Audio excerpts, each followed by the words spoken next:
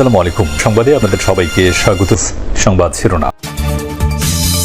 বাবা তারেক রহমানের ছায়াসঙ্গী জাইমার রাজনীতিতে অভিষেক নিয়ে গুঞ্জন, দাদির ব্যক্তিত্বের বহিঃপ্রকাশ বলছেন নেতাকর্মীরা। তরুণ নেতৃত্বকে স্বাগত জানাবে দল। খুবই জ্ঞানী, খুবই চুস্কৃত এবং সবচেয়ে বলতে সে গ্লোবালি একটা যে এক্সপোজার নিয়েছে, ও যদি সিদ্ধান্ত নিয়ে রাজনীতি করে আমার মনে হয় তা আমাদের দলের জন্য ভালো, দেশের জন্য ভালো।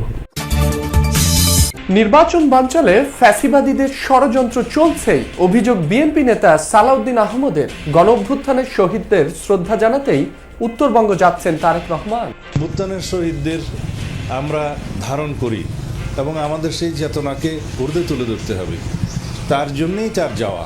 এখানে নির্বাচন আচরণবিধির কোনো বিষয় নেই। যশোরে হত্যার শিকার রানা প্রতাপ চরমপন্থীর রাজনীতির সাথে জড়িত ছিলেন। হত্যা মামলার আসামি। রাজনৈতিক বা ধর্মীয় ইস্যু নয়, স্বার্থের দ্বন্দ্বে খুন ধারণা পুলিশের। চরমপন্থী নেতাদের তাদের ব্যক্তিগত আক্রোশ, তাদের এখানে দখলদারিত্ব, তাদের এখানে ডমিনেশন, তাদের প্রভাব প্রতিপত্তি বজায় রাখার বিষয় এখানে জড়িত। এখানে কোনো রকম ধর্মীয় রাজনৈতিক কোনো রকম সংঘাত এখানে জড়িত নেই। আইসিসিকে আবারও মেইল বিসিবির। কেন বাংলাদেশের ম্যাচ নেওয়া উচিত শ্রীলঙ্কায়, দেয়া হয়েছে সেই ব্যাখ্যা। শীতে আবহমান বাংলায় চিরায়ত ব্যস্ততা গাছিদের। মিষ্টি রসে তৈরি হচ্ছে সুস্বাদু গুড়। গ্রামীণ জীবন আর অর্থনীতিতে যোগায় নতুন প্রাণশক্তি। 12 দিনের সরকার বিরোধী বিক্ষোভে উত্তাল ইরান। দেশ জুড়ে ইন্টারনেট ব্ল্যাকআউট, টেলিযোগাযোগ ব্যাহত, বহির্বিশ্বের সাথে কার্যত যোগাযোগ বিচ্ছিন্ন দেশটি। সহসা কি রাজনীতিতে আসবেন বিএনপির ভারপ্রাপ্ত চেয়ারম্যান তারেক রহমানের কন্যা জাইমা রহমান? খালেদা জিয়ার মৃত্যুর পর এখন সেই আলোচনায় তুঙ্গে। তারেক রহমানের সঙ্গে বা তার প্রতিনিধি হয়ে বিভিন্ন অনুষ্ঠানে জাইমার যোগদানের ঘটনা সেই আলোচনায় রসদ জুগিয়েছে। দাদির মতো জাইমার ব্যক্তিত্ব, চলন ও নীরবে কাজ করার মানসিকতায় তাকে নিয়ে বিএনপির নেতা কর্মীদের মাঝে তৈরি হয়েছে প্রত্যাশা ও আগ্রহ। জাইমা রাজনীতিতে এলে বিএনপি তাকে স্বাগত জানাবে জানিয়ে দলটির নেতা আমির খসরু মাহমুদ চৌধুরী বলেন, আগামী চ্যালেঞ্জ মোকাবেলায় জাইমার মতো তরুণ নেতৃত্বই প্রয়োজন। আরফিন শাকিলের প্রতিবেদন। বিএনপি চেয়ারপারসন বেগম খালেদা জিয়ার কবরের সামনে জাইমা রহমান। বাঙালি সাজে স্নিগ্ধ এই তরুণী খালেদা জিয়ার নাতনি, বড় ছেলে তারেক রহমানের কন্যা। 13 বছর বয়স থেকে বিলেতে বসবাস শুরু হলেও জাইমা রহমান ভুলে যাননি এ মাটির গন্ধ কিংবা বাঙালি সংস্কৃতি। দেশে ফেরার পরপরই মা হারানো শোকাহত তারেক রহমানের পাশে ছায়াসঙ্গীর মতো পরিস্থিতি সামাল দিতে দেখা গেছে তাকে। শোক জানাতে আসা ভারতের পররাষ্ট্রমন্ত্রী জয়শঙ্কর সহ বিভিন্ন দেশের প্রতিনিধিদের সঙ্গে বৈঠকে বাবার সঙ্গে ছিলেন জাইমা রহমান। তারেক রহমানও বেশ আগ্রহ নিয়ে পরিচয় করিয়ে দিয়েছেন বিভিন্ন দেশের নেতৃবৃন্দের সঙ্গে। এমনিতে রাজনীতিবিদ না হয়েও রাজনীতির ময়দানে আলোচিত জাইমা রহমান।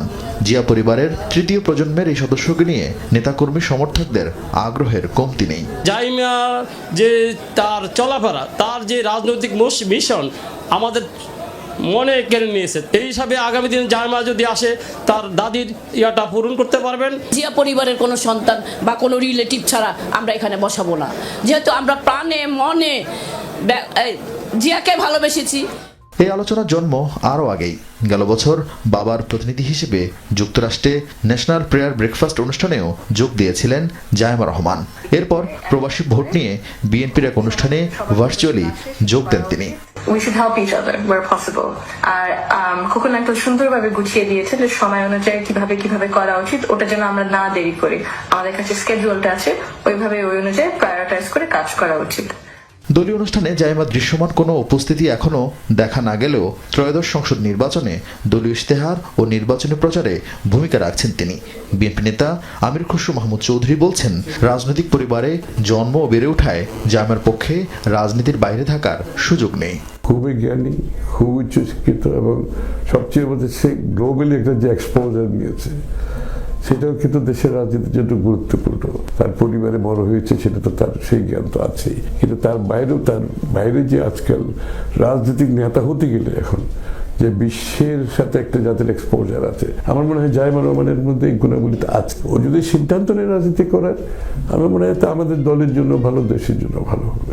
দলের নেতাকর্মীরা মনে করছেন বিএনপির পরিকল্পনায় নতুন প্রজন্মের আকাঙ্ক্ষা উঠে আসছে জায়েমার হাত ধরে। কবে তিনি সক্রিয় রাজনীতিতে আসবে তা এখনো অনিশ্চিত, কিন্তু সময়টা যখনই হোক পরিবারের উত্তরাধিকার পাশাপাশি যোগ্যতা প্রমাণের চ্যালেঞ্জ থাকবে জায়েমা রহমানের সামনে। পতিত ফ্যাসিবাদী শক্তি নির্বাচন বানচালের নানা ষড়যন্ত্র অব্যাহত রেখেছে বলে মনে করে বিএনপি।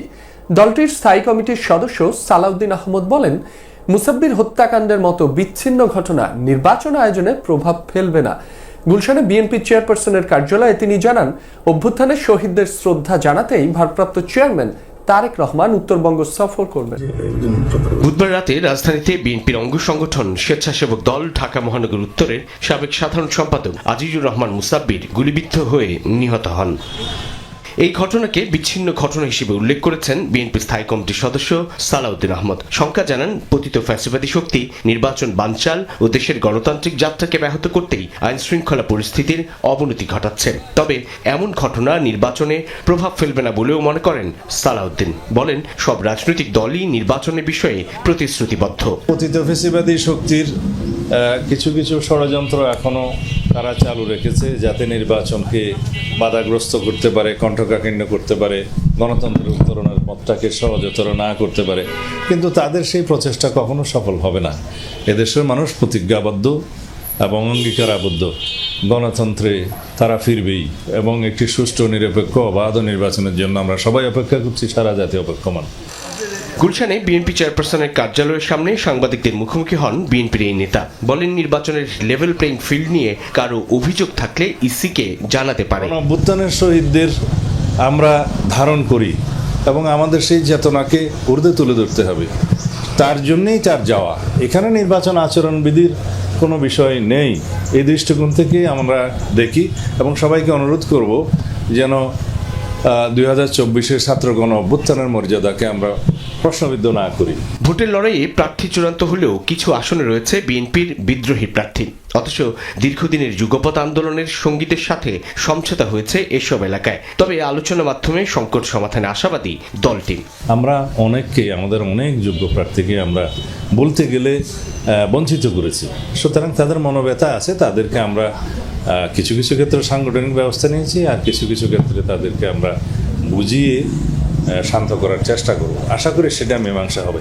নির্বাচনের বিষয়ে রাজনৈতিক দলগুলোর ঐক্যের উপর জোর দেন বিএনপির এই নেতা। তার মতে, শেষ পর্যন্ত সফলভাবে অনুষ্ঠিত হবে ত্রয়োদশ সংসদ নির্বাচন। রাজনৈতিক দলগুলোর আন্তরিকতায় আমরা সেই নির্বাচনের বৈতরণী খুব সহজভাবে পার করতে পারব।